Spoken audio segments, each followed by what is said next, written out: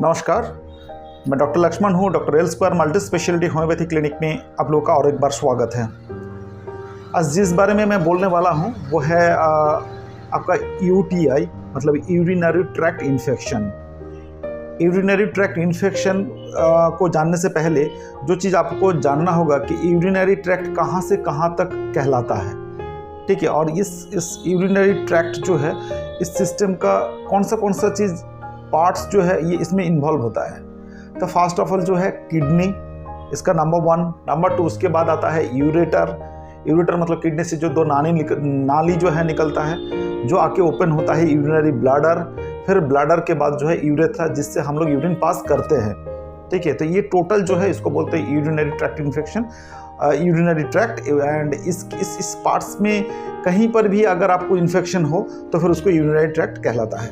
लेकिन ज़्यादातर जो है इन्फेक्शन 95% जो है इन्फेक्शन आपका यूरेथ्रा मतलब जिसके ज़रिए से हम लोग यूरिन पास करते हैं उस चीज़ में होता है। और उससे भी ज़्यादा इन्फेक्शन जो है आपके यूरिनरी ब्लैडर, इतना दूर तक नॉर्मली जो है सीमित रहता है ये इन्फेक्शन। ज़्यादा दूर तक मतलब ऊपर के तरफ जो है ज़्यादा जाता नहीं है, बहुत एक्सेप्शनल कंडीशन छोड़ के, ठीक है।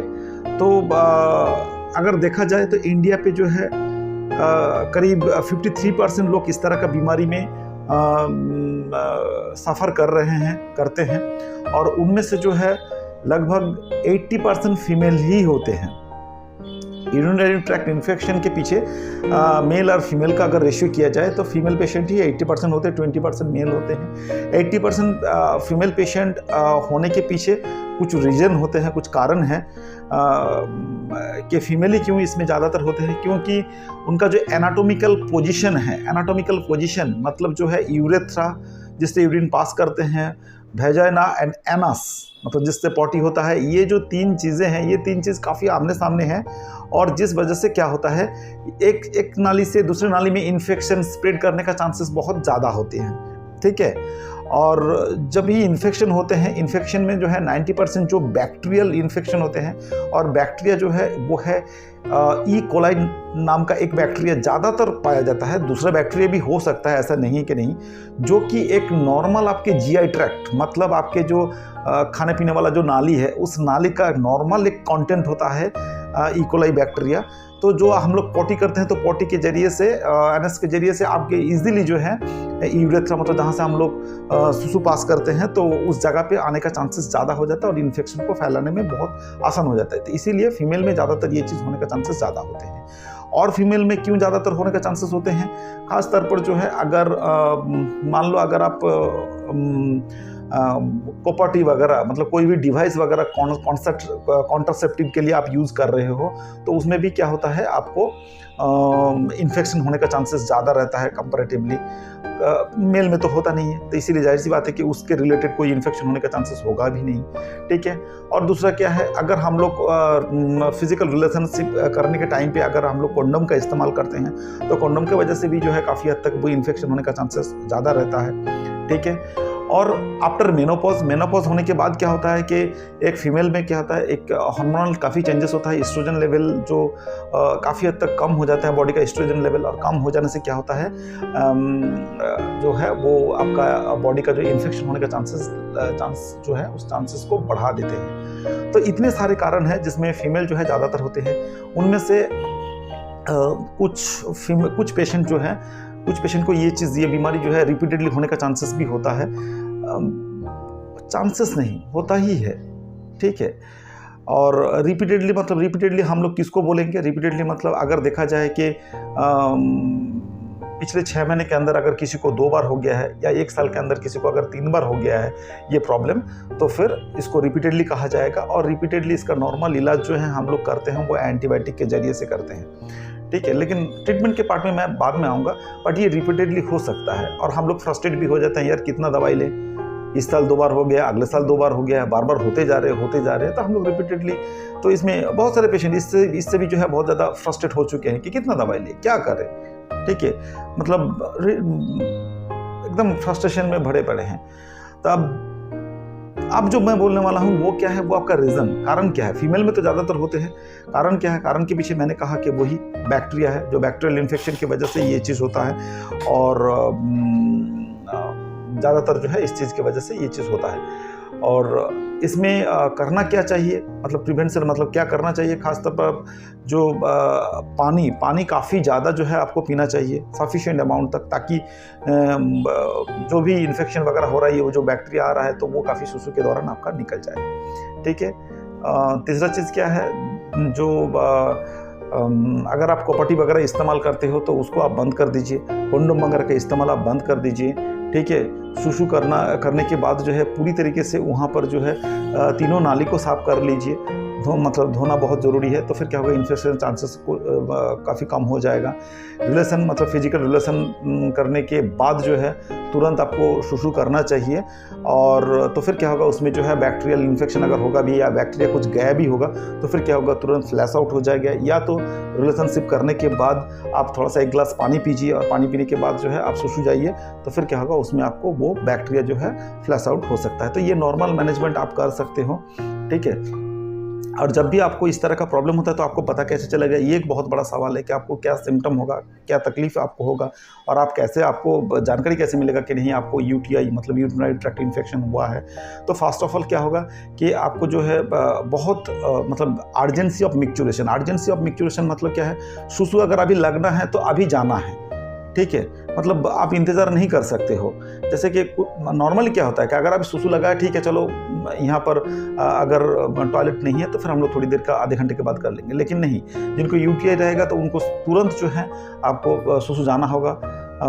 ये है अर्जेंसी ऑफ मिक्चुरेशन। और जब भी आप सुसु जाते हो तब भी थोड़ा थोड़ा करके सुसु होता है, और जैसे कि लगता है कि कुछ यूरिन जो है वो अभी भी रह गया है, मतलब पूरी तरीके से एम्प्टी सेंसेशन जो है वो नहीं आते हैं। और लोअर एब्डोमेन में पेन हो सकता है, लोअर एब्डोमेन में आपको, या डिस्कम्फर्ट हो सकता है, फीवर आ सकता है, ये सब चीज़ें जो है नॉर्मली हो सकता है। ठीक है।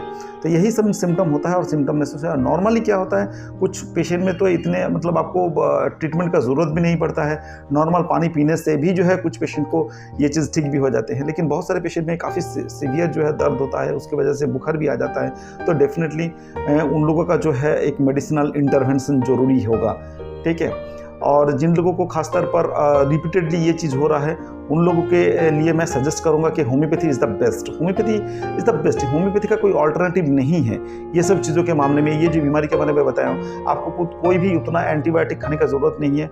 आप या मैं, सब लोग जानते हैं कि देखो, born and bought up by, मैं जो है मैं भी एलोपैथिक खा के ही बड़ा हुआ हूँ। तो एलोपैथिक का जो मतलब एक एलोपैथिक का जो एक रीजनेबल प्रेजेंस है आज की दुनिया में, तो उसको नकारा नहीं जा सकता है। काफ़ी इंपॉर्टेंस है, उसके सिवा हम लोग जी ही नहीं सकते हैं। लेकिन उसका साइड इफेक्ट को दूर करने के लिए, या उससे कुछ उसका अगर कुछ अल्टरनेटिव अगर है तो डेफिनेटली वो है होम्योपैथी। ठीक है। जो आपका जो है पूरी तरीके से आपको सेफ्टी और एफिकेसी के साथ आपका इलाज कर सकता है काफ़ी हद तक सक्सेसफुली।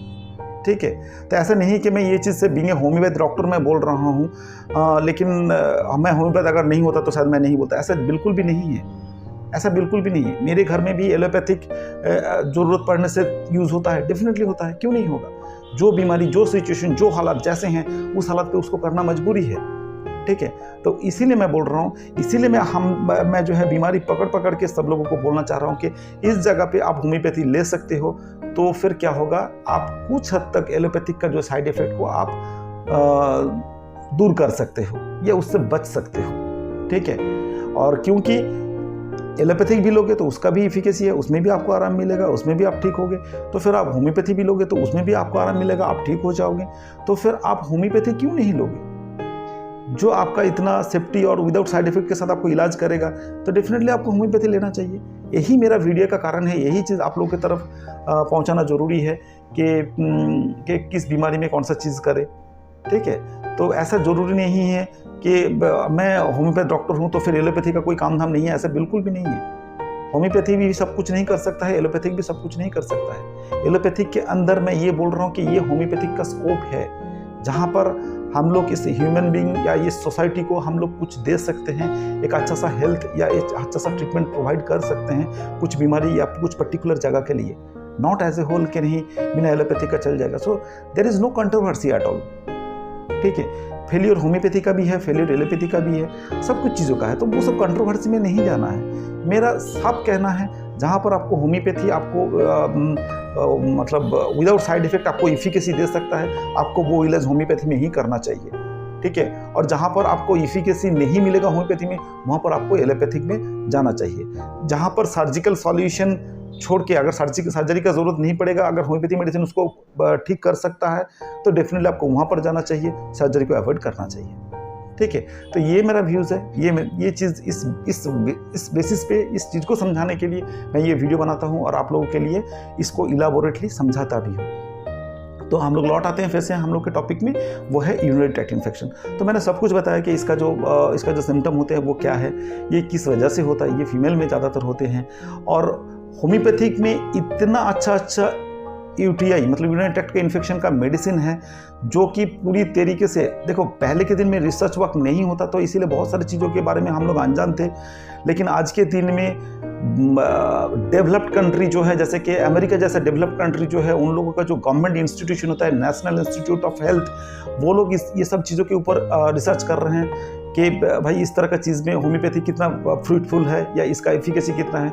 तो हम लोग का बहुत सारे मेडिसिन ऐसे हैं जो बहुत अच्छे से खड़े उतरते हैं आपकी इस बीमारी को ट्रीटमेंट करने के लिए, तो आप क्यों नहीं लोगे।